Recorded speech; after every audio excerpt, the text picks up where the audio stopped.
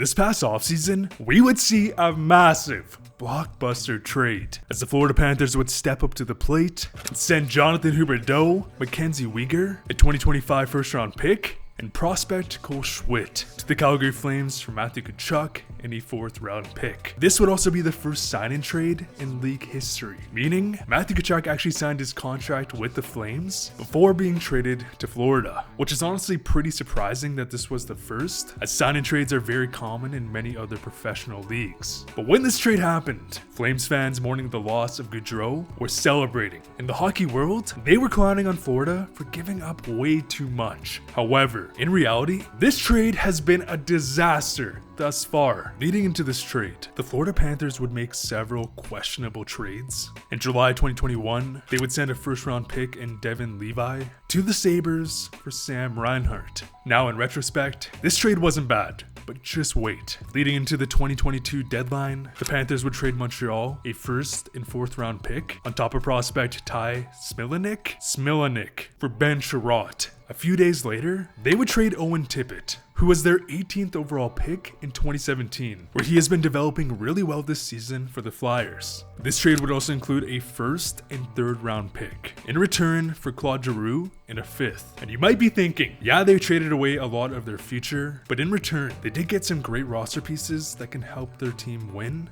in the future. Wrong. Aside from Sam Reinhart, these were rental trades, aka the Panthers knew they wouldn't be able to re-sign them, and they only acquired them for a single playoff push. However, the Florida Panthers would collapse in the 2nd round, meaning this is what they traded away. And as of January 2023, this is what is left on the team. Yeah, and this leads us back to the Tkachuk-Huberdeau trade. Because this season, Tkachuk has actually been great for the Panthers. Yet, as of right now, unless the Panthers go on a crazy winning streak, there's a low chance they even make the playoffs. But okay, they can draft a solid player and move on to the next season. Including the 1st round pick from the Tkachuk trade, they have now traded away their 1st round picks for 4 straight years. Not to mention, if you include Owen Tippett, they have basically traded away 5 1st round picks in the last year and a half, which also includes this upcoming draft, which is shaping up to be a potential once-in-a-lifetime draft, as analysts have been reporting saying that a 2nd round pick in the Bedard draft has the same value as a late 1st from any other draft. This is an issue. Yes, the Florida Panthers acquired Tkachuk, who has been evidently great for them, but at the cost of trading away some of their top prospects and not having a 1st round pick for 4 straight years. This is absurd for a team who has made 1 2nd round appearance in the last decade. Not to mention that in this trade, they would also send the Flames Mackenzie Weegar, who's been shaping up to be a phenomenal top 4 defenseman. He hasn't been putting up big offensive numbers for the Flames, but his defensive analytics are fantastic. And with that being said, we haven't talked about the Flames side of this story, because this season has also been a disaster for the Flames, as they are currently sitting outside the playoffs and will have to either leapfrog past the Colorado Avalanche or Edmonton Oilers for a wild card spot. And not only that, Huberdeau leading into this season would sign an 8-year deal that carries a $10.5 million AAV, which, to be honest, he did deserve, as last season Huberdeau had a sneaky 115 points, which was 2nd